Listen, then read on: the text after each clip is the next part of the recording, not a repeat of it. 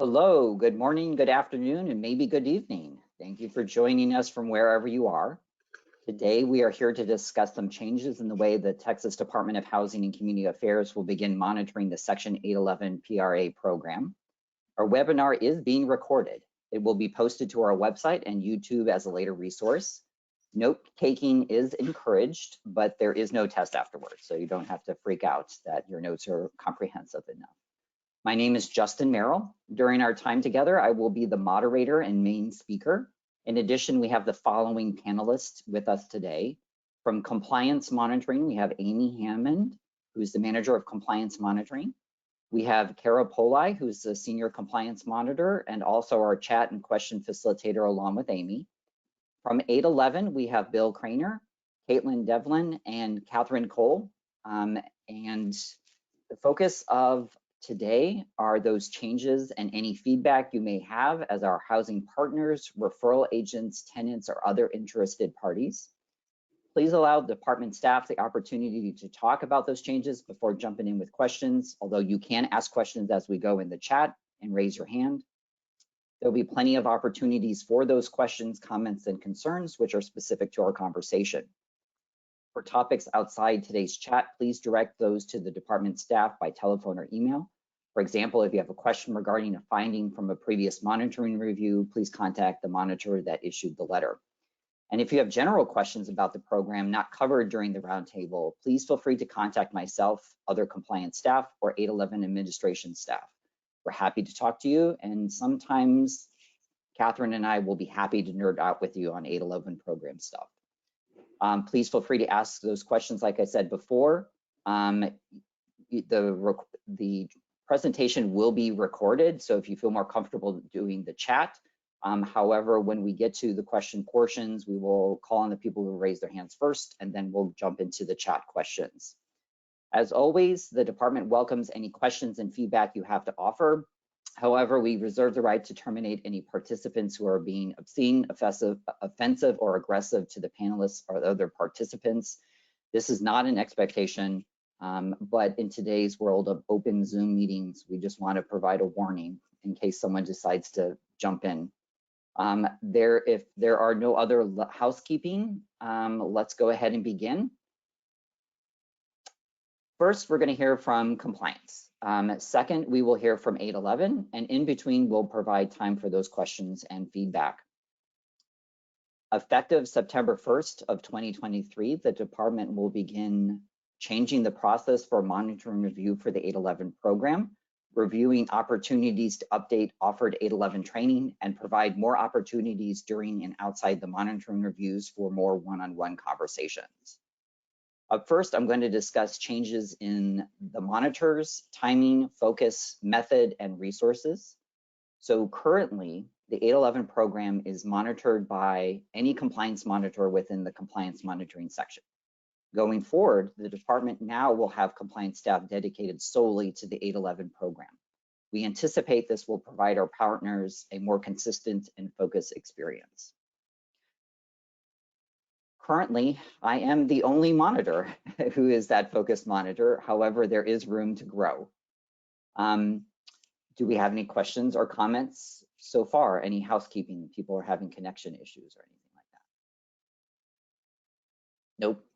Okay, grab that cup of coffee. Don't fall asleep on me. I know this is riveting stuff, but we gotta stay focused. So currently also the department is monitoring the 811 program as a desk review concurrently with the other programs. We are proposing going forward that the department now will monitor the 811 program at different times than the other programs. An example, an 811 monitoring review may be conducted in October of 2023, but the housing tax credit monitoring review may be conducted in July of 2024. The process will remain the same, but there will be separate notices, letters, and corrective action periods. Do we have any questions or comments about that proposed change? Okay. Well, if you think of anything, you can keep thinking on it. If you need more time to put it in the chat, please do so, but I'm going to go ahead and go on. Currently, the owner and their representatives are responsible for notifying the 811 administration staff of vacancies and applicant outcomes. This is not changing. However, compliance monitoring now will be assisting in getting timely responses from our housing partners. So we're having some issues where we're not getting notified of vacancies. And we do want to remind our partners that for the most part, your units are floating. They're not specific to units. There may be some circumstances when you're fully leased up for your rack that you are basically fixed at that point. But when you do have vacancies on the property, you should be notifying us of those vacancies.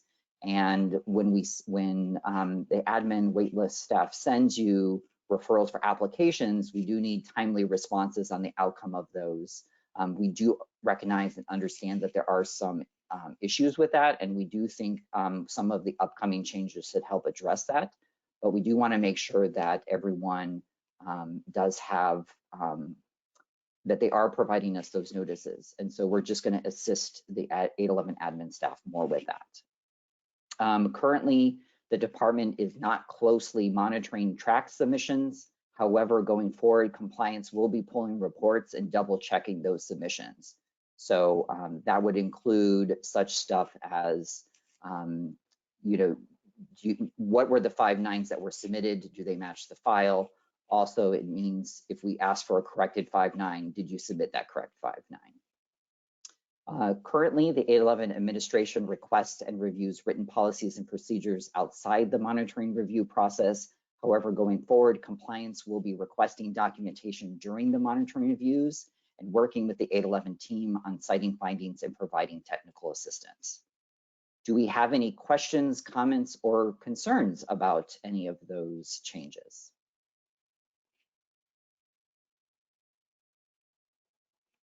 Are you guys out there? Oh, we got something coming.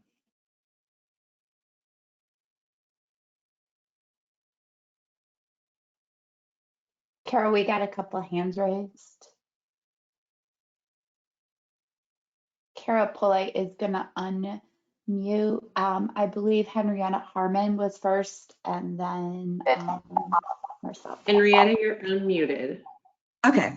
Hi, everyone, and thank you for this training. Justin, you had stated that that you guys were not being notified of the vacancies. When there are vacancies and you do not have anyone to fill that vacancy, how long are we to allow these units to stay vacant before we can fill them with a tax credit applicant? That's a great question. Thank you for asking it. So when you notify us of the vacancies, you'll be working with, on-site staff will be working with the waitlist team, which includes Caitlin and Catherine. And they will be working with you to provide you applicants to help fill those vacancies. And if during that process, there's not enough applicants, or we exhaust the list of applicants that are just not eligible to participate, or they don't meet your property's criteria, at that time, you can request that a unit not be filled by an 811 unit temporarily, and allow that to be filled, another unit in the future to fill that unit. Catherine, did you have a specific timeline on what you typically see for that? Or Caitlin, do you have that? I'll let Caitlin answer. Actually, Caitlin, are you on? Yes, can y'all hear me okay? Yes. Awesome. Yeah, so if we are given a unit and then we only have like a handful of people to refer and that list is exhausted, then we're just going to give you that unit. Typically, we're going to give that unit back to you as soon as that list is exhausted. So we really depend on whoever's handling those referrals to give us that feedback right away so that we're not holding that unit for too long. If we have absolutely no one to refer to the unit, then we will return that back to you almost immediately, at least within the week that you've notified us of that unit. And then right now we're kind of transitioning into a new thing. So if you offer us a unit, we're going to try to find someone to fill that unit. If we don't have anyone already on the wait list, then we're going to try to reach out to our referral networks to get a fresh applicant for that unit. But even then, we're probably not going to hold that unit for too long.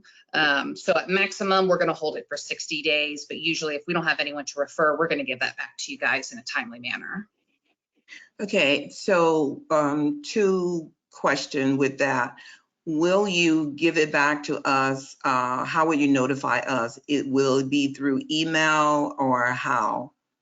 Yes, yeah, through email. So when we're notified of the available unit via email, we will respond and say we formally return unit XYZ back to you at this time to fill with your typical non-811 applicants. And then we will upload a copy of that email confirming that returned unit into the CMTS attachment system. Okay. Yeah. Great, thank you. Yeah. Thank you for the great questions. Anyone else with questions? All right. Looks like we have Marcella. I'm going to unmute you. Didn't work.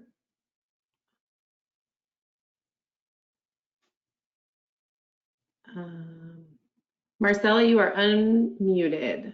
Good afternoon. Can y'all hear me? Yes, we can. Yes, ma'am.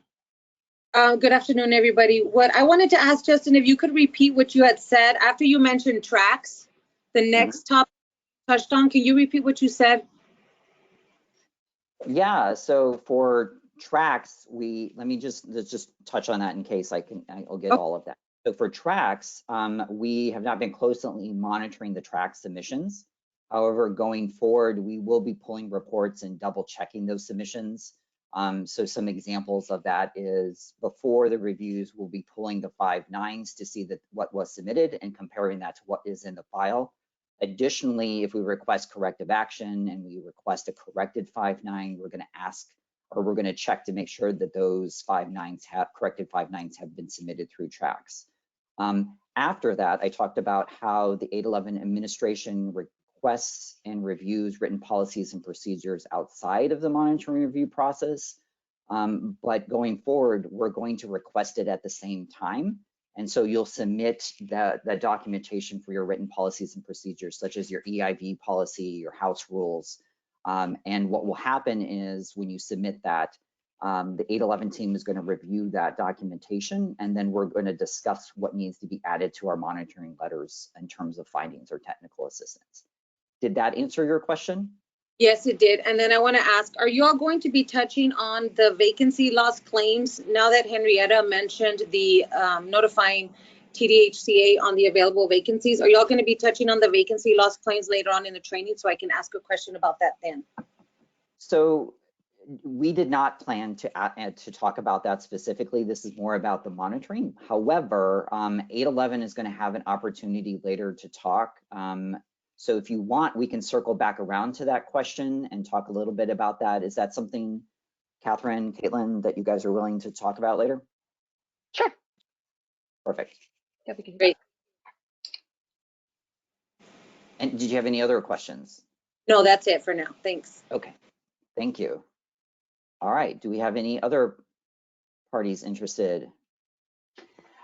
We did not have any more hands raised, but there was a question that came in the question box that I think is a really great question for everyone to review. Just to clarify, going forward during monitoring reviews, the written policies and procedures will be reviewed. Yep, that is correct. And this is just for 811. Please know that the written policies and procedures for your other programs will be monitored by Fair Housing under separate cover still. This is just for 811. Thank you. Thank you for bringing that up. That's important. We don't want to cause confusion. Any other questions, comments, concerns? All right, take a sip of that coffee. We do have one more that says, once the unit is given back to us, how often do we need to check back for another vacant unit? I'll let the 811 team answer that one. Caitlin? Anybody do that one, or do you want me to? I can jump in real quick. So if you offer us a unit and we return it to you, then that unit, we don't want to be notified of that unit again. You can fill that with a non-811 applicant. The next time you have another unit open up, so another 50%, 60% unit that opens up for 811, we're going to want to be notified of that unit, not the previous unit that we returned, if that makes sense. Did that answer your question? Okay. Henrietta, I'm going to unmute you. Okay, I'm hearing you state that you we notify you of the vacancy, and if when you go through your list, your wait list, because you're holding the wait list or you're maintaining the wait list. So if you can't find anyone, so I heard the 60 days, then you know, but during that process when you're talking back and forth, if you don't have anyone and then you go back to your agency for a new applicant, then they don't have anyone, and then you let us have that unit so we can rent it to a regular tax credit. I guess I'm a little bit concerned about like my property, Renaissance. I believe Renaissance has 10 811 units. Therefore, if we're giving them up like that, then we potentially can be at the point where we don't really have, or we're not keeping the 10 or 811 unit that we should have. So we've given them up, you're giving them up, or giving them back, I should say. Will you be asking for a unit in return? Catherine, Caitlin? Yeah, Caitlin. Either way, well, and I guess what I feel like I'm hearing from that is that you guys have set aside certain units to be for 811, and we're not asking that either, in the sense that they are designated as such, that anytime you get a vacancy, whether it's a 50 or 60% designated unit, when it becomes vacant, then we need to be notified until you fill up your rental assistance contract number of units. So let's say if it was 10 units, then once you get to 10 units, that's fine, but continue to notify us of those vacancies. Let's say maybe you needed a bedroom change, or we can make amendments to that rental assistance contract, but we still need to be notified until we give you further notice that it is no longer required for you to notify us. Some developments have received a pause at current unit letter. I believe those probably went out about September of 2020. And if you did receive that particular letter, which should be uploaded in your compliance monitoring and tracking system, attachment system, it will state that you no longer have to notify us of those vacancies. If you have not received one of those notifications, then yes, you do need to continue to notify us at any vacancy you have, again, with that 50 or 60 tax credit designation. Does that better answer that question for you? Yes.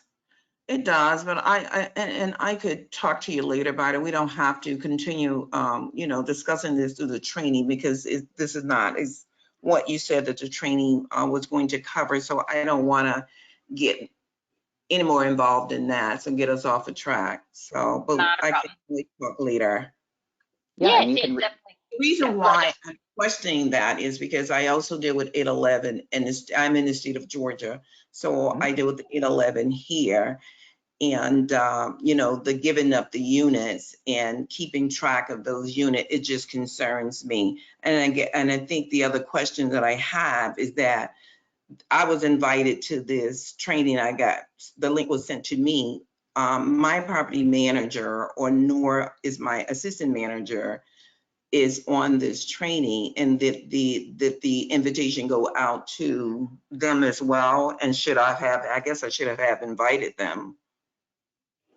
so the way we notified of the roundtable was through our listserv. And so perhaps whoever forwarded the email to you had been on that listserv. But we do offer on our main website, there is a section for emails on our main webpage. You can go to click that link and you can sign up for direct emails specifically.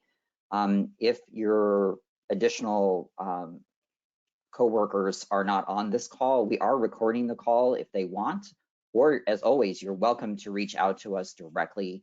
You can email me or call me, and the same with the 811 staff. And we definitely are happy to help you at any other questions that they may have as well. Okay, I'll do that, Justin, because I would have loved to have my manager and assistant manager on here, and I allude to that being my fault. You know, I should have invited them because I'm not relying on them being a member of your listserv. Well, But thank you. Yeah, definitely. We can have a peer-to-peer with the staff, and we can talk together separately on that. Okay, great, thank you. And Justin, real quick, while you mentioned that peer-to-peer, just let you know too, if you hadn't received notification, we are going to have a peer-to-peer training series for 811 on August 17th at 10 o'clock. And that is more or less kind of just open to any and all questions related to 811. So if you want to bring that question back then, or if you want to contact us before then, entirely up to you, but just know we'll also have that. So if you want to bring them in at that time, that's the perfect time. So August 17 at 10 a.m. Yes, let me confirm the time. I just looked at it, but I want to make sure. 10 a.m. Yes, 10 a.m. It's a Central or Eastern? Yes, correct. Central time. Yes. Okay, thank you. Sure, Yeah, and you can find that on the TDHCA calendar on our main webpage. If you go to our main webpage, up in the top right-hand corner, there's a calendar link, and that will talk about different trainings and stuff that we do. Or you can email or call us directly, and we can get you that info. Okay, thank you, Justin. You're welcome. Any other questions, comments before we move on? Okay. So currently, the department is monitoring the 811 program every 3 years by property. Going forward, we're proposing that the monitoring review now will be on an annual basis and by management company. So an example, if your management company has 5 properties with 811 assisted tenants, the monitoring review for all 5 will occur within the same month every year. We anticipate that this will help our partners better understand across the board issues with their portfolios, reducing the number of findings overall. Additionally, by monitoring every 3 years instead of monitoring every year instead of every 3 years, the department hopes to provide better feedback to prevent findings or other issues that build in between reviews. So an example, if a file has a household that does not have the elderly disabled deduction and they are eligible for that deduction, the issue can be addressed that 1 year certification and not affect other 2 certification years. Did we have any questions or comments about that change from every 3 years to annually and instead of by property to by management? So far, it's quiet, but I want to remind everybody that this roundtable is an opportunity for you to let us know any challenges you see with this, because at the department, we come up with these great ideas and we think that they're going to work out fantastically, but you're the ones that have to implement them. So before we make this sweeping change, we definitely want to hear from you anything, and maybe we can tweak it, and maybe we can come up with a great idea together here about how to tweak it, and maybe we can't. But this is your opportunity to do that, so please take it. We do have a hand raised. Dina, I'm going to go ahead and unmute you. Is that okay, Justin? Are you ready for that? Yeah, let's go for it. Dina, I think you're muted on your side. Yes, can you hear me now? Yes. Okay, great. Thank you guys for this training. I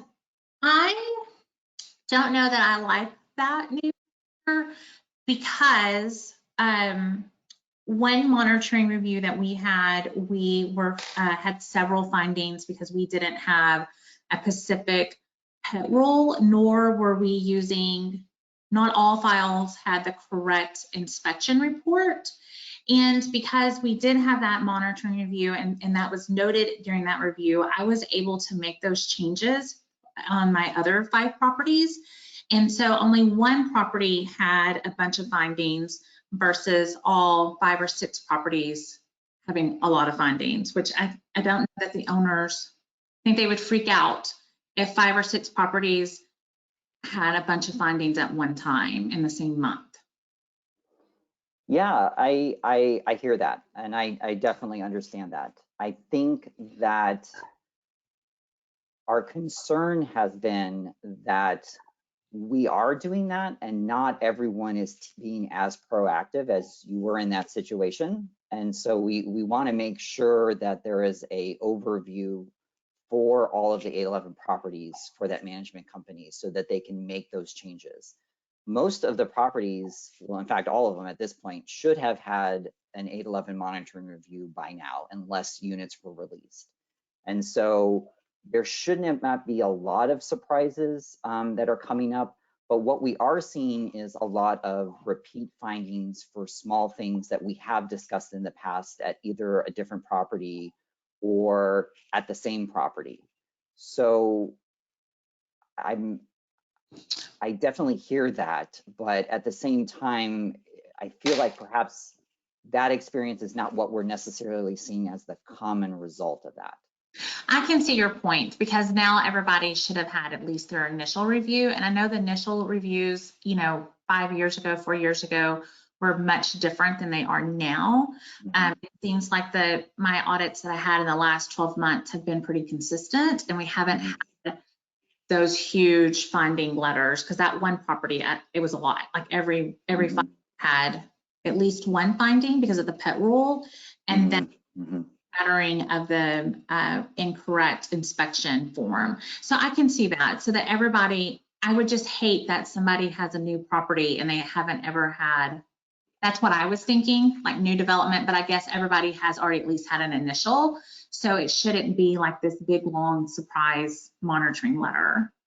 Well, and you make a great point. So we are aware the department was awarded funding for fiscal year 2019 from HUD.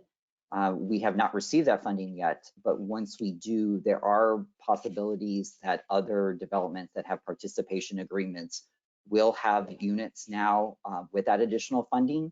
However, that's outside the scope of what we're talking about today, but we do plan on offering additional training and sending potentially letters to introduce those people to the program, kind of like we do for the other programs as well. So no, that's great feedback. I think that we totally get that on the management side, on the owner side, that having it by property does provide opportunities to reduce the findings for other ones. But overall, looking at the portfolio at large, we're not seeing that adaptation. And so we feel like having a conversation about that together for all the properties is better.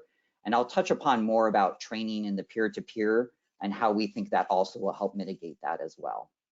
Yeah, I think it'll be fun. I was just gonna say, talking it through, I think it'll be okay. I would just, luckily, I only have 6 properties that have 811. I just don't know how the bigger management companies, like, there may be exceptions for them. Yeah, that's a great, go ahead, Amy. Just one thing that I kind of wanted to also feedback that we need, because these are little pieces that we need from you all that we haven't quite figured out how it will work better, and some of the larger management teams might know this, but all notifications will go out at the same time, but what should we expect for an upload time? What's fair, right? We're not under that -5 regulation of the housing tax credit program, so we've got some flexibility here on upload times. What is fair to you all? Also, do you want to be thinking about this? Do you want scattered letters throughout your portfolio with scattered 90-day corrective action periods? Or would you like Justin to issue all letters at the end of the month and everybody has the same 90-day corrective action period? Because Dina, you made a point. If it is by management companies, the patterns that we're going to find at each of the properties within the portfolio are probably going to be very similar, and the findings are probably going to fall along the same lines, and is probably going to be a corrective action thing that will be sweeping. But we have to stay with the 90-day corrective action period. That's in 2306. But we have some wiggle room about notification periods, and we have some abilities to either give you staggered or just one solid. And so that's things that we're also going to need some feedback here on. Yeah, there are definitely some management companies that have either more properties than average, or they have more tenants than average. And we see that. We've looked at the portfolio overall, and we do have the ability to provide additional advance notice. So instead of the timeline that we have been giving and coinciding with the other programs, we have some wiggle room, like Amy is saying. So we could provide maybe a month advance notice, where it provides you enough opportunity for your entire portfolio. Most of the documentation we're requesting is stuff you already have, like you should have the rent schedule, you should have all the files already there. It is, the concern is, are you going to have, what kind of time do you need in order to scan the files if they're not already scanned, to submit them through ServView? How much time do you need to gather all the written policies and procedures? Now, all of this stuff you should already have on hand. It's just, the concern is how much time do you need in making sure you upload that to ServView. So we definitely, go ahead. I was just going to say, for us personally, a bunch of our properties are small properties, and so it's a one-person staff office. So if we were get notice today and a staff member's on vacation next week, like she may not or he may not be returning to the office until the 21st. I think that could be an issue, but also they have to scan their file and put it on our secured server so that I can go through it and make sure everything is there and in the order of your checklist, which I try to have our files in your checklist already. Just a few things are different. And then let them know, hey, this, Form A wasn't in the scan, I need it. Then they've got to send it to me and all that process. And so if we have to do that 60 apartments, I think, a 30, 35 day turnaround, I think is probably good. And then, yes, I kind of agree with Amy on the staggering of the findings, to be back, because if you get all at one time and, you're having different findings for different properties, then it's still trying to get those documents either from the resident or the staff and things of that nature. So I think staggering them could be beneficial. Okay, yeah, that's good feedback. We are going to talk more about peer-to-peer in lieu of the exit interviews, and so we're definitely happy to, if that's what most people want, to have a staggering of releasing those letters.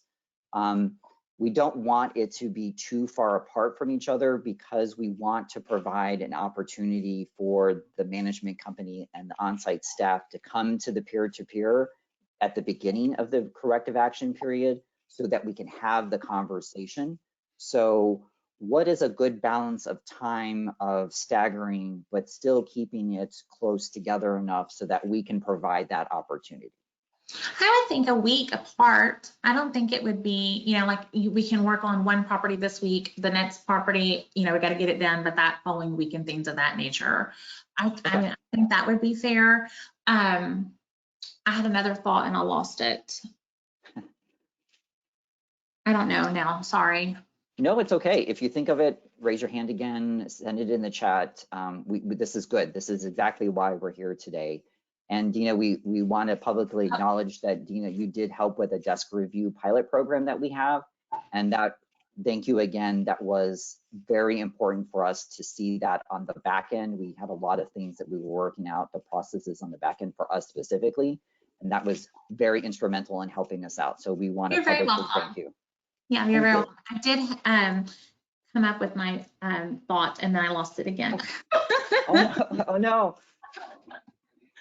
Oh, that's what it was. Okay, so During our first monitoring review, we had to upload, the file. It was a year or two.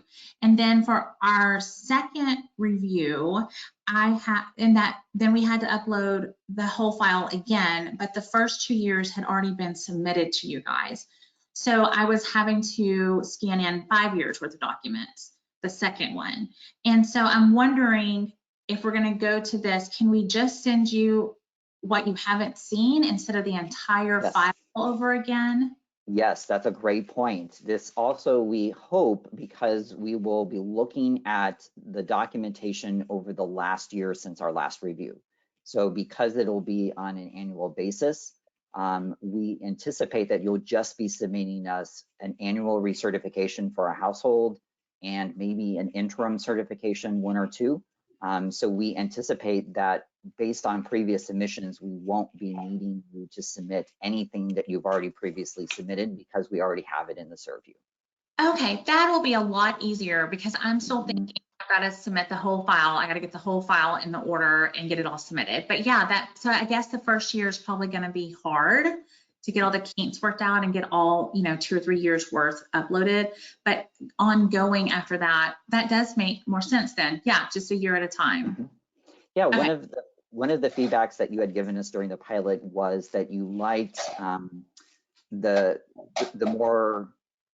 more frequent us coming out and looking at things more frequently. And we think that this, although like you said, the initial year might be it's going to be a little harder, but going forward, we really think that it'll minimize how much you're submitting to us, how many findings or technical assistance we'll be providing to you, and it will help you, like what we commonly see on findings is where there'll be a finding for a household, and then that finding happens on several certification years.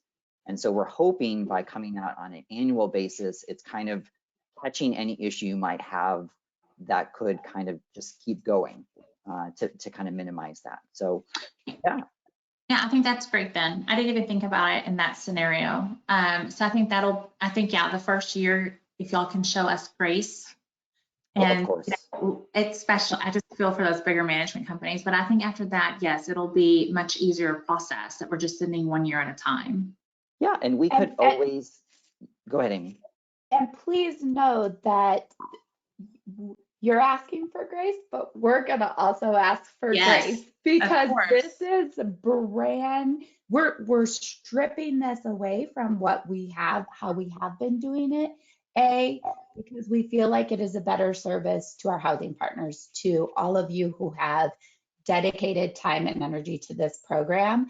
Instead of us sending you a 52-page finding report that took us 2 months to write, because that is how 811 just works in the way we're doing it now with the 3-year stagger. It's too massive and too much for us. I can't even imagine on your end getting, if I got a 52-page finding report with repeated the same finding in like every file, it would be maddening. So we're hoping this is going to reduce those type of things by us touching it annually. So we're hoping this is more of a service to you all. But like I said, we will have grace with you, but we will also need some grace because this, we don't know. Maybe we do have a very large management company that has, what is it, like 18 811 properties in their portfolio. When Justin starts that, he may need 2 months. It may not all happen in 1 month. That may become a 2-month review, and this may go from a 12-month pilot, well, not really pilot, 12-month to an 18 months for us to complete all of the 811 and then start again. So we're gunning for that we will touch everything in 12 months, but again, we're still going to be working through the process as well.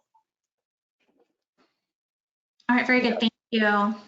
Thank you, Dina. As always, thank you for providing great feedback. We really appreciate that.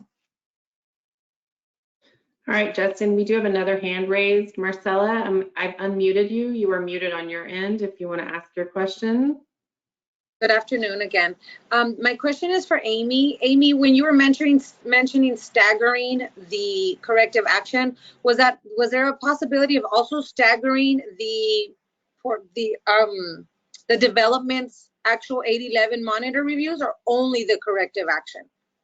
Only the corrective action, because when we send out that notice for even one of them, it's for all of them since we're doing the entire portfolio. So we're going to send out notification for all of them. And what I'm seeing, there's been a lot of comments coming in the questions. A lot of people are saying that the 30-day notification period for their portfolio is preferred. So that's probably what we're going to, start off. So you'll have 30 days. And so if you want to break that down in your portfolio, however you want to, maybe week 1, you can get 2 uploaded. Week 2, you get 2 more uploaded. However that works for you, you can stagger your uploads from that notification period, however you want to, because you'll have 30 days to get everything uploaded. And then Justin will come in and he'll start his review process and try to get that. And then it looks like everybody is saying they kind of want the staggered findings instead of one thing. So as he gets one reviewed, he'll probably release the findings report. He'll get another one, but he's going to talk to the peer-to-peer and you get about what this is going to look like. So you guys might change your mind on the staggered findings letter after that, or you might want them like that. But this is a really great idea that Catherine and Justin have come on. So I want them to kind of talk through that, and you guys can give feedback and change your minds if you want to on the other feedback that you've given. Yeah, so let me just also bring up that just like with COVID and we switched from viewing on-site reviews and we were doing desk reviews electronically, when the file counts were really large, we were reaching out to you with a notice asking you to let us know if you needed additional time. And so when we have a management company that has a lot of properties with maybe just a few tenants, or a few properties with a lot of tenants, we're going to when I reach out with that notification letter, I am going to be working through that with you in the first year. So that's that grace that we're mutually providing, is that, we want you to give us some feedback, and we're going to reach out to you and I'm going to talk to you. I'll probably give you a phone call to even talk about that and say, hey, you got a big portfolio. What do you think is going to work best for you? We have to balance not giving too much advance notice, but at the same time provide you enough time to provide all of the documentation. And then we'll talk then also about training that's coming up that we're talking about, and the peer-to-peer. And maybe that might also, like Amy said, affect what you guys are thinking you might want to do. Any other questions before we move on to training? I do. I actually have another question on, I had 2 properties that had a monitor review in March and June of 2021. So I'm expecting them in March and June of 2024. They both have 811. So since they were reviewed back in 2021, what is the schedule that you all are looking at to, if this begins September 1st, can you all give us a heads up somewhat of, we're going to be in West Texas in March of 2024. We'll be there in December of this year, 2023. What type is that possibility? So the way that we're switching the monitoring is that we're going to try to do all properties in an annual basis beginning in our fiscal year starting in September. So we anticipate through September of August, there will be a monitoring review for specifically the 811 program. The 811 program is still going to remain an electronic desk review, so we will not be showing up on site. We'll just be doing it remotely. So we anticipate that if you've had a review recently, we're going to try to move you towards the end of the year. And if you haven't had it in a while, we're going to try to move you closer to the front of the year. But we will be touching everyone within the year specifically for those 811 files. Now, if we come across a file that was just reviewed, then we're just going to communicate to each other that we just did it and that there was no interim certifications that happened since that annual recertification. So yeah, we're going to be reasonable about what we're requesting and what we're looking at. Did that answer your questions? Yes, it did. Thank you. Yeah, great question. Anything else? That's everything I'm seeing right now, Justin. Thank you. Okay, I like this. This is what we're here for. Thank you for all of this. Okay, let's talk about some training stuff. So over the next year, the current 811 training we will have remain on the department's website. Over the course of the next year, I'm going to begin to identify common issues and questions that may need more time during that training. And I also, the staff will be considering shorter, more specific topic trainings. Do you guys have any feedback or questions about trainings? So we just have the one current training. It's a good introductory training, but we do want to adapt some of that to talking about more specific sections, expanding those and talking about issues that we see commonly. And we could have more specific targeted trainings for certain topics if that's something that we get a lot of interest for. But I want to avoid making huge changes the first year because we want to get an understanding of what the portfolio looks like and some of your feedback. So, you know, when we're doing, when we are having the monitoring reviews, we are going to do peer-to-peer, we're going to have conversations. That would be an opportune time to talk to us about what's something that you might need additional training for or discussion about. Do we have any questions or comments about the training stuff?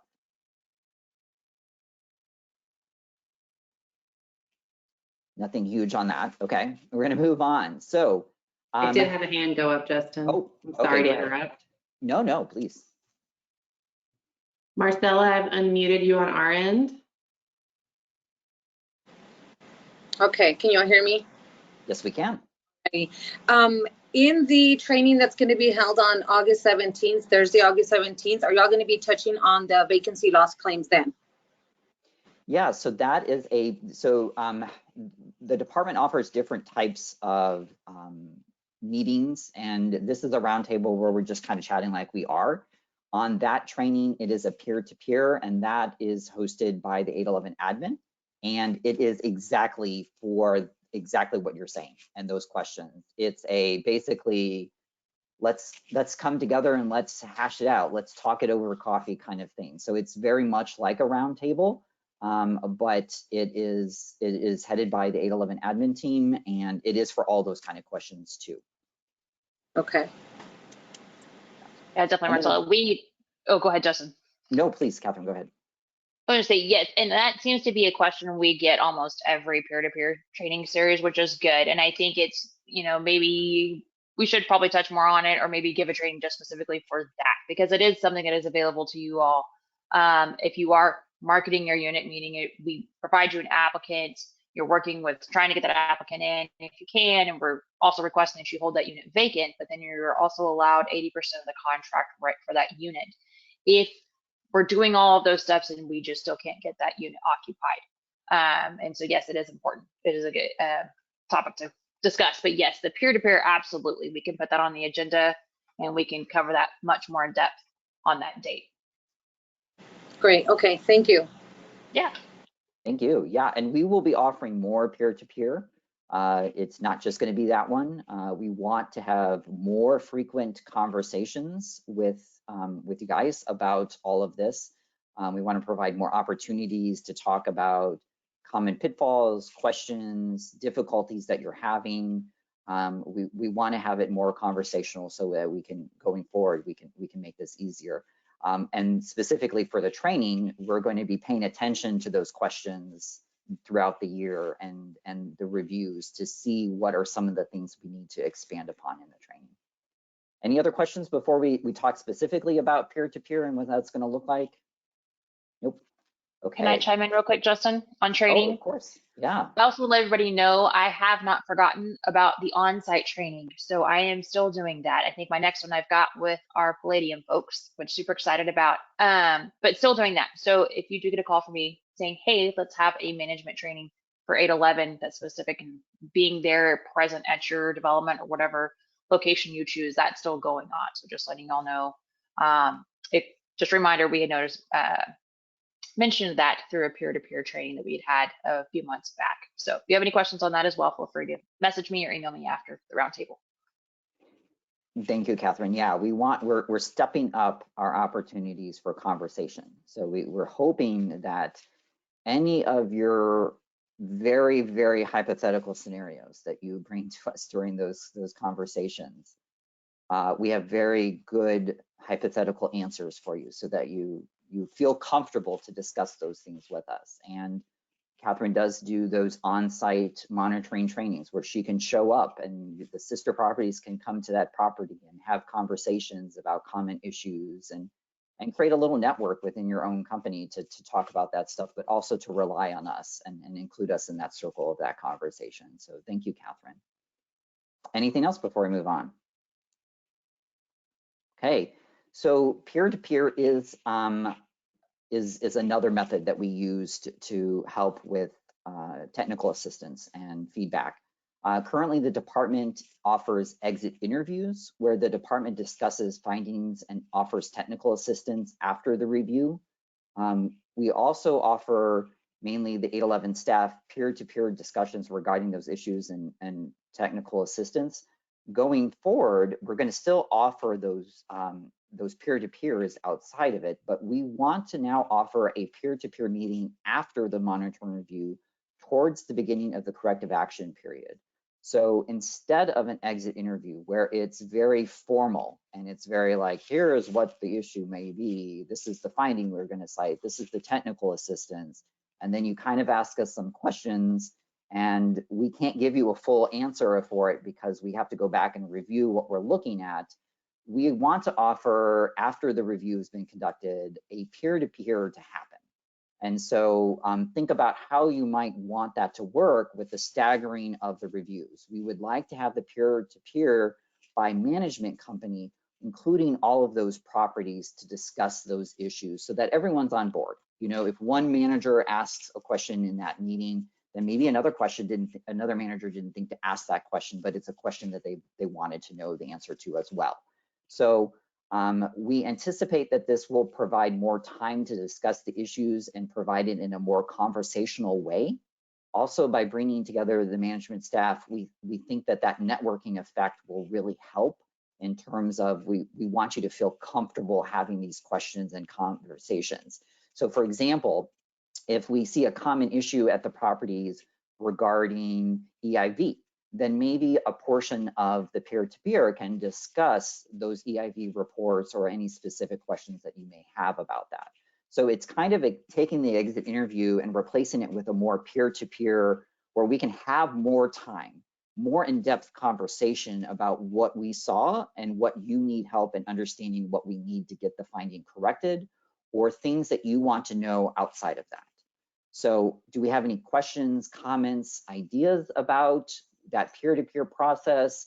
Do we have, if you want staggered monitoring letters released, I would think that the best way to do that is after that last one is released, maybe a week after that letter is released, maybe I would request a peer-to-peer meeting and you would let us know what staff you want there. We would like to see the on-site staff and the management company staff and compliance, and of course owners are always welcome to participate.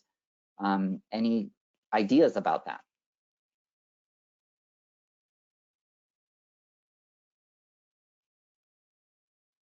Okay, well, if you do think about it, just type it in the question, raise your hand, we can revisit that, or if you want, again, please feel free to email me or call me if you have questions and you want to talk through some of this stuff. We do value you guys' feedback on that.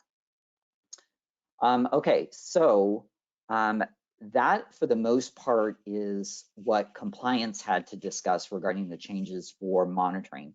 However, we wanted to switch gears here and offer the 811 admin team an opportunity to talk about some things. Some of the things that they're probably going to touch upon is their new director, working through wait lists and anything else that they might want to bring. Catherine, Caitlin, Bill?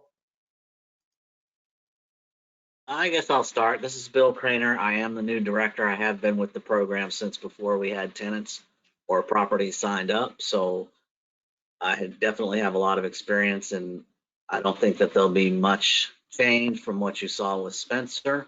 I would also like to say that neither Caitlin nor I are on camera because Catherine didn't tell us we were dressing up and looking all fancy. So I'm just going to throw her under the bus, and then I'm going to let Catherine and Caitlin take over.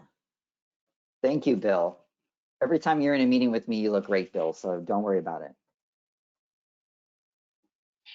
Caitlin, you can go first.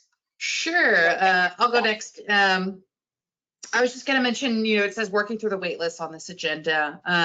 We are working through some really old wait lists that we've had since, we have some applications that go back all the way to 2019, 2018. And so we know that there is a little bit of frustration if we're making referrals that have kind of like they're dead end referrals.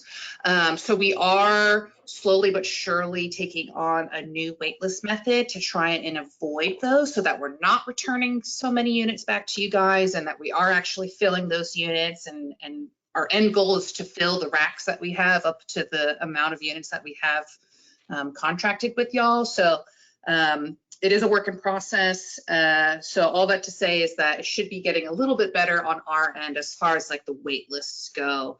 And the work that I do with property managers and stuff like that. So just want to put that out there. Yeah, thank you, Caitlin. I think that we have heard feedback that sometimes when we're referring people, that because the referrals are a little older, that maybe they're kind of caught off guard, or the referral agents aren't as active. But by moving to more real-time, quicker turnaround from when we get something from our referral agents, sending them on to you, we're hoping that that'll help mitigate some of the issues with some of those stale applicants that we're having. So we have heard your feedback about difficulties getting documentation during the application process, and those referral agent contacts being no longer there, or they got new ones. And we're hoping by getting to a closer turnaround time from the referral agents to us referring the applicant to you, that should help mitigate some of that issue. So you should have more referral agents that are active, that are knowing what's going on, that can help you get that documentation. And we think that we are going to look at the packets that we give to them, and if you guys have any ideas and suggestions on common documentation that you're having difficulty with, please feel free to let us know what some of that might is, and then we could maybe provide them a list of common documents that you need that you're not getting. We do want to remind everyone that just like every other program for the agency, we do allow third-party verification or firsthand documentation to be offered. It doesn't necessarily have to go through the hierarchy if you're having difficulty with some of that, but we do want your feedback on some of that stuff. So we are paying attention to that. We are listening. And so thank you to Caitlin and Bill and Catherine. They are going through those wait lists at an astonishing rate and doing a really good job and getting us to that point so that we can help you guys with that. Any questions, comments? We do have a question, Justin. Henrietta, I'm going to go ahead and unmute you. Oh, hi, everyone. I was just wondering, Justin, it seems as though you guys, the wait list, you talk about old applicants on the wait list. It seems as though your wait list, you don't have very many people on the wait list. Do you have a lot of referring agencies that are referring individual, or what? I'm going to let Caitlin and Catherine and Bill take that one. Yes, I will take that question. So our wait lists vary by property. So some of our properties, we've got super long wait lists and we have plenty of people to refer. Other properties, maybe like some that are kind of in the more rural area, that is where we struggle to get applicants, just because those areas are a little bit less desirable, whether that be lack of public transportation and amenities and things like that. So we have multiple different partners because we serve 3 different types of target populations. We primarily work with the local mental health authorities. That's kind of our biggest referral agencies that we have. I don't know the number off the top of my head, but it's got to be at least 25 to 35 different agencies that we work with. And so depending on where your property is located will depend on what referral agencies that we work with. So it's a little bit subjective to each property as well when it comes to where the referrals are coming from, if that makes sense. Okay, it does.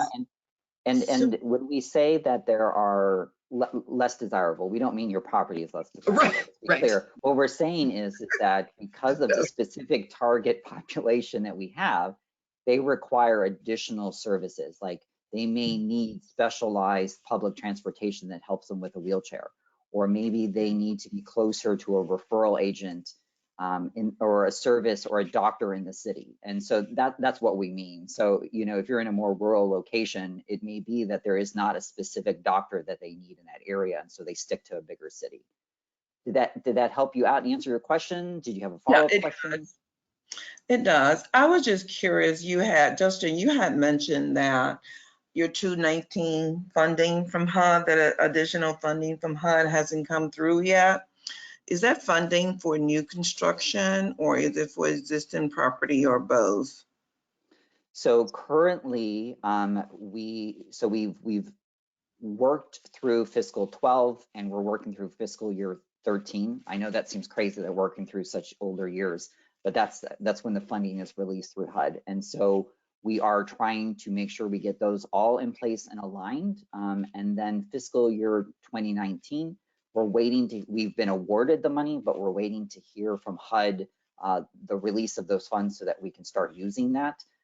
There's different ways that we can do that, and I'm gonna let the 811 team answer that specifically. Well, I kind of understand what you're talking about because we are working here in Georgia on 2016. Mm-hmm. So we have a couple of contracts that we're trying to get approved for, you know, this NOFA that's coming up. But, you know, again, we're at the mercy of HUD. Yeah, we do have. Go ahead, Bill. I was going to say, the 2019 funds will not be going toward new construction. We signed up properties going all the way through 2019 because we had already had 2012 and 2013 monies. We thought we signed up 2019 new construction in 2019, knowing they wouldn't probably be finished until 2021 and expected those to be our new constructions for the 19 money. But it has taken a lot longer than we thought, and so they're already constructed. So no, we won't be taking any new construction properties for the 2019 money. We have heard rumors about HUD submitting additional NOFAs for 2024, 2025 potentially.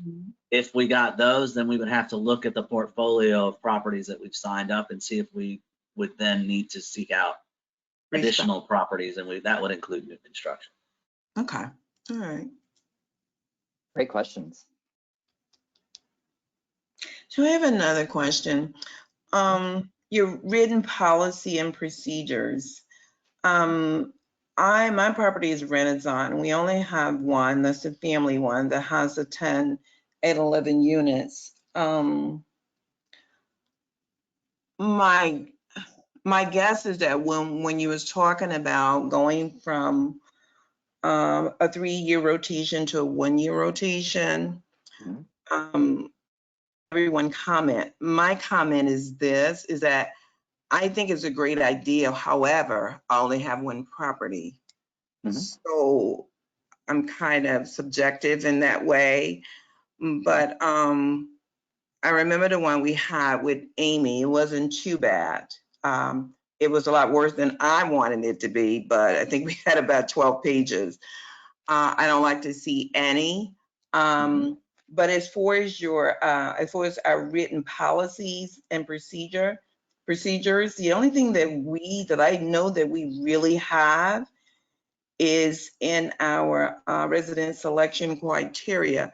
Now, I'm working with a management company now, Columbia Residential, but I did come from a state agency, and that was Georgia. So I was very familiar with the 811 program. However, I wasn't on my property what wasn't in my portfolio when we had the review. So I'm just wondering, I'm going back again to your saying our written policy and procedure.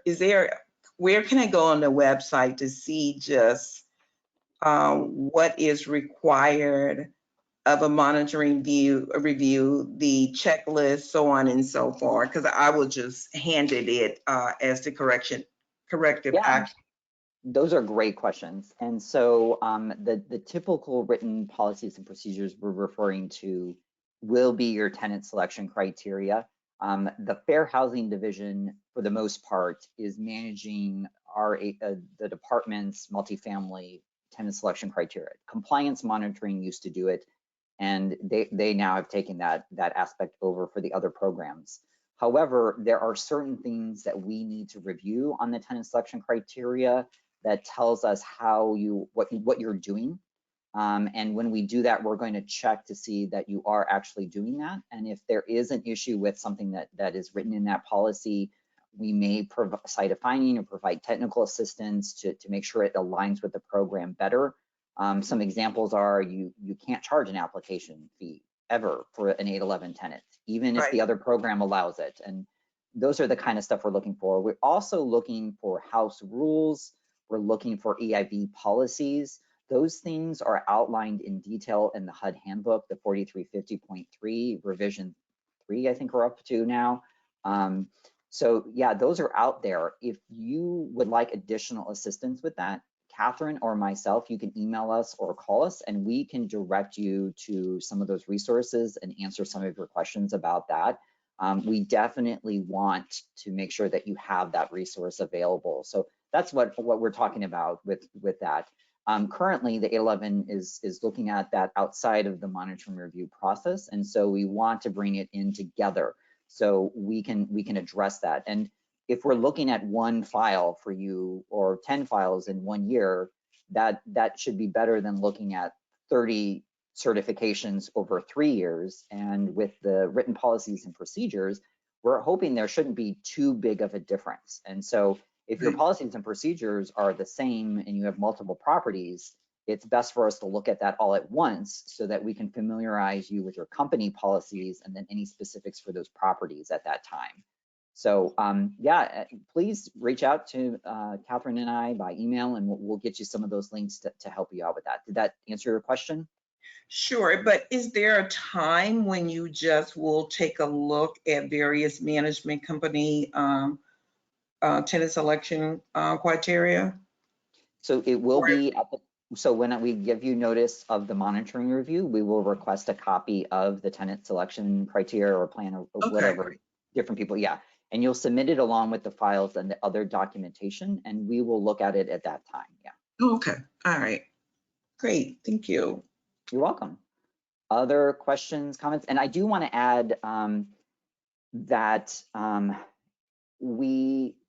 I am currently revising the monitoring log, which is kind of our questions that we use to go through the monitoring review process.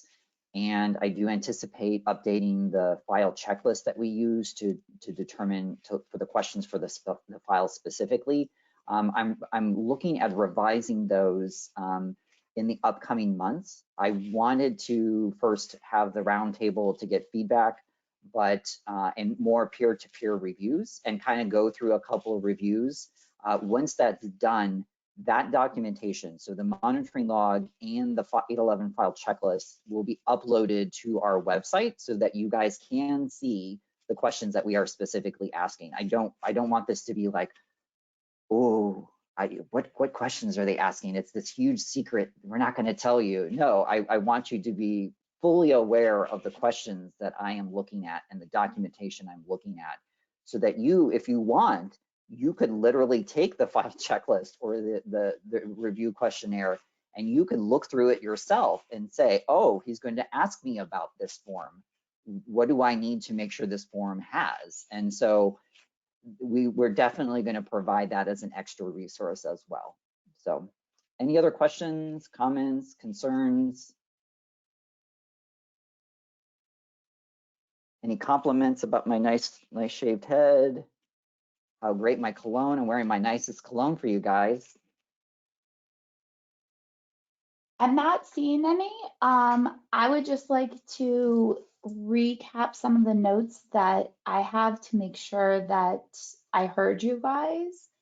There's some current concern from the larger management companies about this. And like Justin said, we have concerns about that too. Justin is one person and that, so we're working through this. We'll work together as a team and we will figure it out.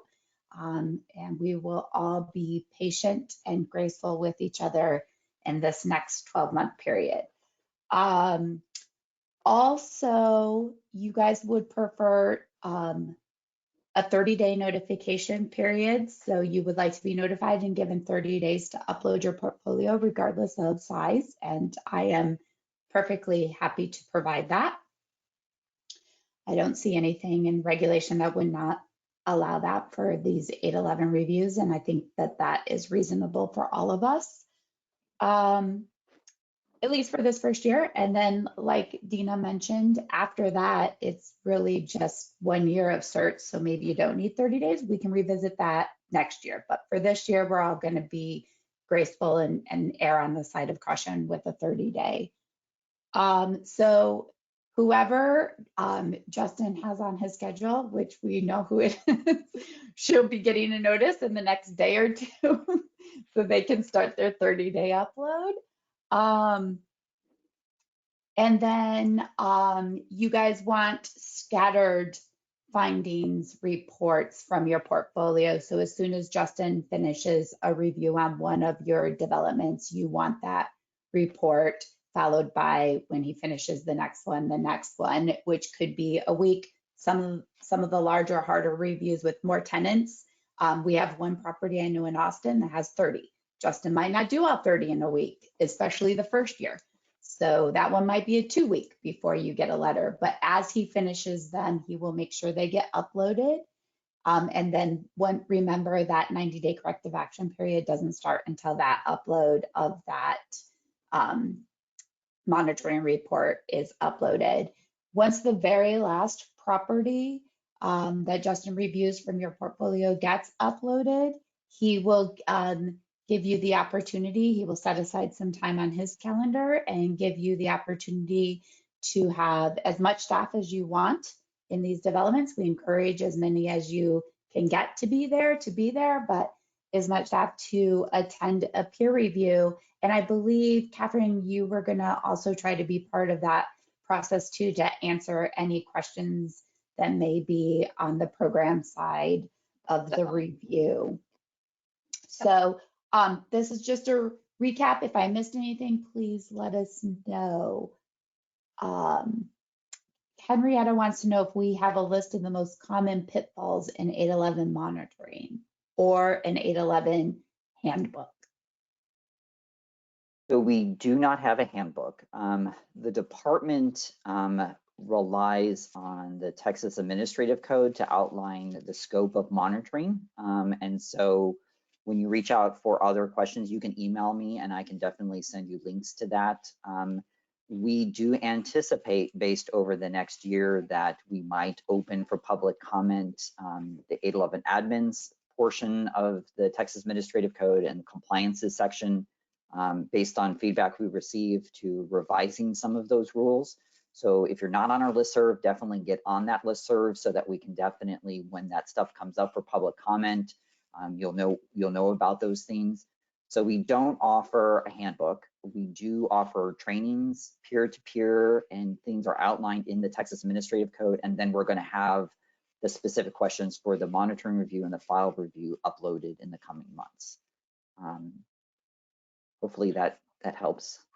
We do have a couple hands raised. I think that did help because Henrietta put her hand down.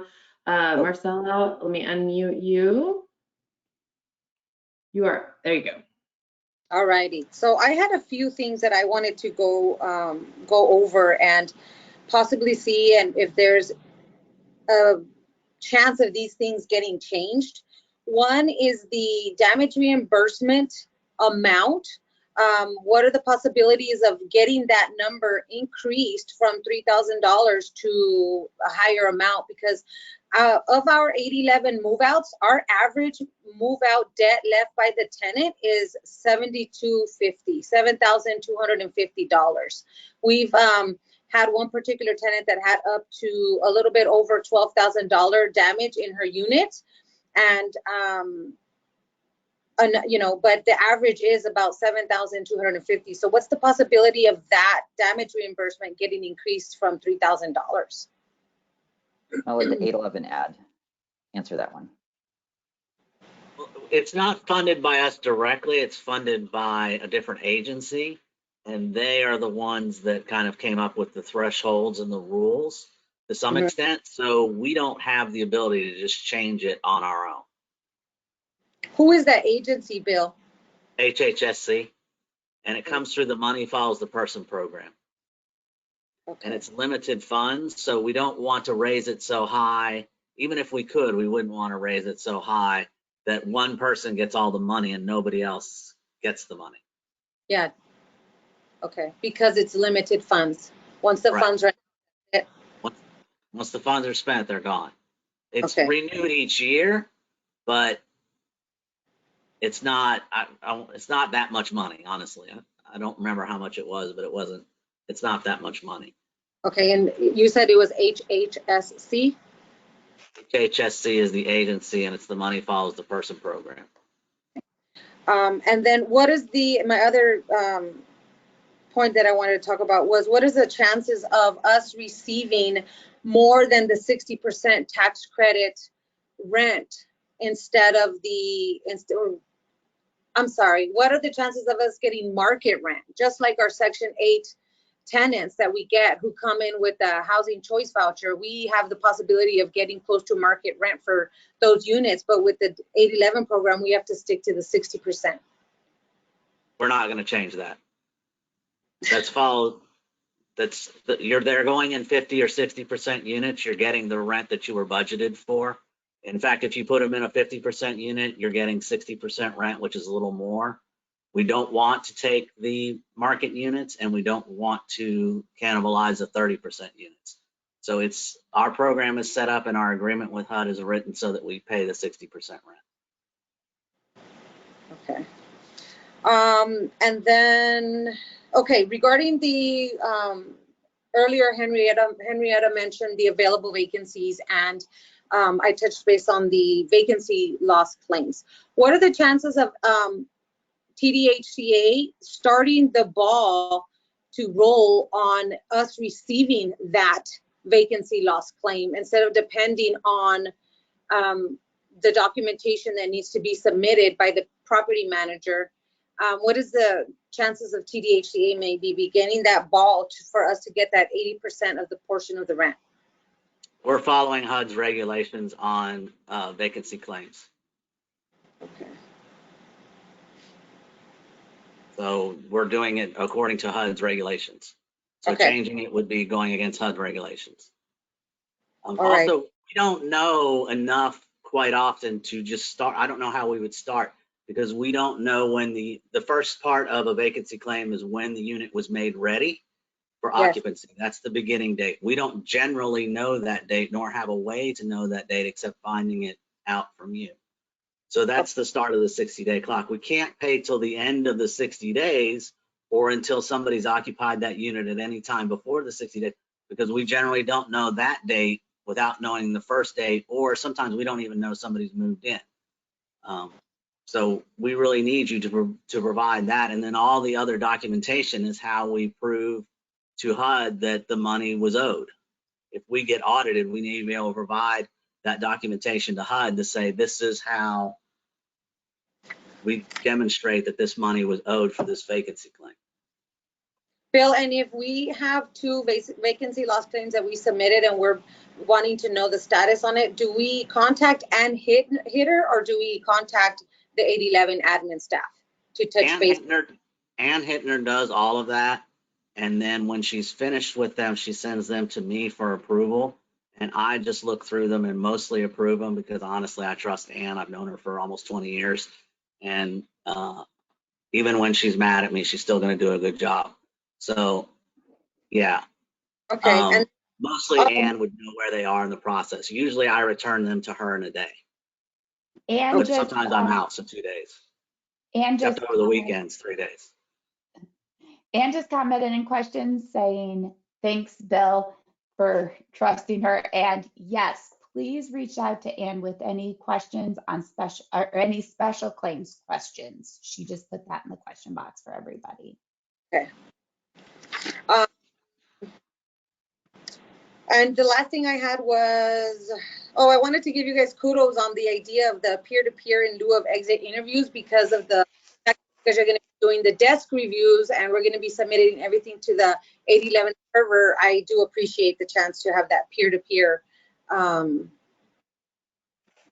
gathering in lieu of the. Thank you.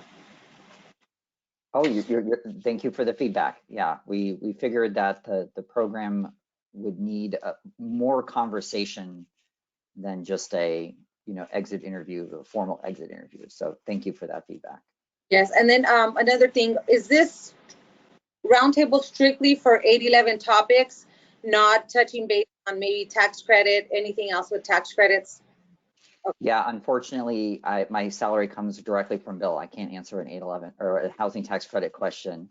But yeah. But I can, so you can either call or email me after this and I'll be happy to chat with you. Okay. Okay, thank you. Thank you. Those are great questions. We appreciate the feedback. Anybody else have any? Okay. Henrietta, you're unmuted. There you go. Hi, Bill. My question is for you because I know that you spoke to my director regarding one of our 811 applicant. My question is that do you guys have anything written whereas if a 811 resident does not comply with recertification, any notices that we put on his or her door, what are some of the protocols in place that you would have that we can move forward? So we follow HUD's regulations in the 4350.3, and they're all outlined within there. But the short answer is we as administrative staff or even compliance don't stand in the way of you taking action if you have to. If there's someone you have to evict, all we are asking is that we be told 3 days before to get their caseworker involved in case we can save that unit for that person. But if we can't, we can't. But That's the only thing we have really that's required that's outside of HUD's rules. But mostly you can evict, you can terminate assistance if it's appropriate, you can evict if it's appropriate. We're not standing in your way or trying to stand in your way. But we are going to make sure that the rules are followed. There's proper notification. That's the biggest thing. Yeah, there are some requirements specifically to the 811 program and then also to the department that requires certain language be offered in those notices, such as if they have a reasonable accommodation request, how do they begin that process? Perhaps they need additional time to find another unit and they're asking that as a reasonable accommodation request. Maybe they would like a reasonable accommodation request into the reason and the nature of it. But we're not stopping you from doing that process. The important is that when you're giving them the notice, you just need to make sure all the right language is on there. Otherwise, we might have to require you to reissue stuff because you wouldn't comply with the program. And so in order to correct that finding, you got to reissue that notice. Otherwise, you would have an uncorrected finding, and we don't want that because that could impact future funding. So we want to make sure that we're giving you the opportunity to make that correction. So great question. Thank you, Bill. Do you have more questions or feedback? Yeah, I'm just a little perplexed with what you were saying because, one of our applicants is just not complying with anything or anyone. And I think that we have done all that we could do, but she won't even comply with the case manager or anything, so. Yeah, I mean, it's part of housing. I mean, we hear from our other programs as well that, sometimes people don't want to comply with program requirements, and there could be a myriad of reasons for those. And as an owner or landlord, you do have the right to proceed accordingly within the rights of the lease and Texas and federal law. And we're not stopping you for any of that. We just require with those notices certain language that is required also by law to make sure that you include that. And so if you're having difficulty with the tenant, you have the right to go through that process. You just need to let us know in advance so that we can potentially mitigate some of the issues as we're required to through the program.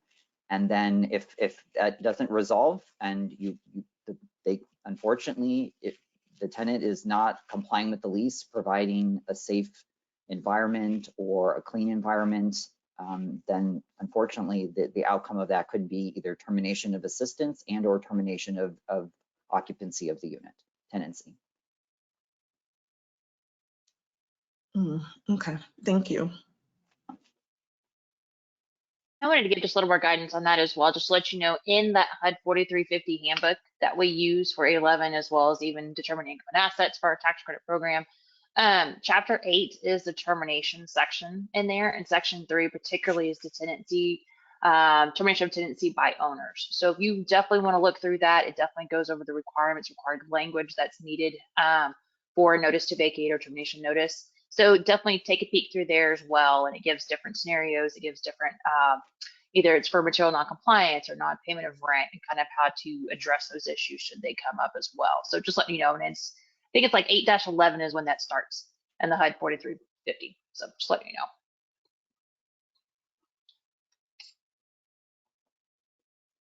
know. Any other questions, comments, feedbacks, compliments? Hearing none, I am seeing no hands. I think this is a great time. It took about an hour and a half for us to wrap this up. Thank you guys so very much. It is so very crucial for us to work hand in hand with you guys, especially when we do something that is going to change the norm. And we would like to continue this partnership throughout this 12-month period. So please reach out to me, Justin, Bill, Catherine, Caitlin, with any concerns about this process or questions or anything. If we decide for any kind of major shift, we will definitely do another roundtable. If we get enough, feedback on a certain area, we might call for another roundtable just to get everybody together again and discuss. Last thing I want to talk about, Catherine mentioned the 4350 and the determination of income and assets and household composition. We are all very well aware of HOTMA and that it is effective January 1, 2024, and it will greatly affect 811 in a positive way, we feel. And it is going to affect some of our other multifamily programs, again, in a positive way. We're really not seeing a whole lot of negative in HOTMA, just a relearning of how we do some of the things that we do. So the department has set out a training and a listserv that went out, was it yesterday, Kara, or the day before? Yesterday, with the registration, and the actual training will be on September 8th. Kara just put the registration link in the chat too. We will be going over how those changes in HOTMA or TDHCA's interpretation of the HOTMA changes and how we will be implementing them for all of our programs, including 811 on September 8th, giving you guys enough time to hit your 120-day recertification requirements for January and the effectiveness of HOTMA. So we will be doing that on September 8th. It will be online. Brian asked if it will be recorded. It will be recorded and it will be posted to our YouTube channel after the recording. If you are unable to make it, you will be able to access that free. We will be updating that HOTMA training as HUD and the Treasury release any guidance, but we're just going with our interpretation to let you guys have time to get your recertifications done for January. And with that, is there any other closing comments from the rest of the panel? No, I just want to thank everyone for attending today's roundtable. The department greatly appreciates your feedback. If you have of any additional comments or concerns, please feel free to email myself, Justin Merrill. I'll be gathering all that additional comments and providing it to the rest of the group so that we can discuss. Any feedback we received today or related to today's roundtable, we will consider all of that. But keep an eye out for the roundtable to be uploaded to our website and YouTube if you need it for future reference.